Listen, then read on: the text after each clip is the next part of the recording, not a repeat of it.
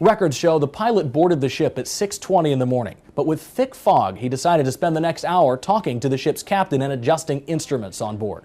Then, by 7:45, he decided that it was okay to set sail, so he radioed the Coast Guard to tell him the fog had lifted and he was backing away from the dock.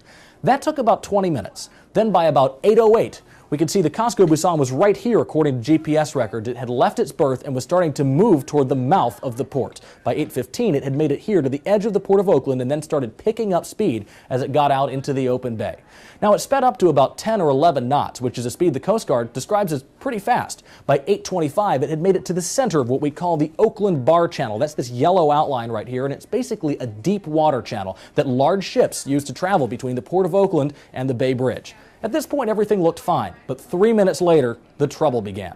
First of all, the pilot claims that's when his radar on the ship started to malfunction, and that's also when the Coast Guard radioed the ship to ask why it was moving parallel to the Bay Bridge. Well, the pilot didn't notice that there was a problem at the time, and so he told them he was pretty sure everything was fine. But 2 minutes later, he realized what was happening and tried to make a sharp right turn, and still hit the bridge tower right there, ripping open the ship's hull and spilling the fuel into the bay. Now, authorities are still trying to piece together the timeline of what happened next, but here's what we do know. All of the crew members on board were supposed to have been drug tested within 32 hours, but authorities are now admitting that some of the members weren't tested until 53 hours after the accident. That being said, all of them were alcohol tested immediately, and those tests came back negative. We're still waiting for the results of the drug tests. Jonathan Bloom, KRON 4 News.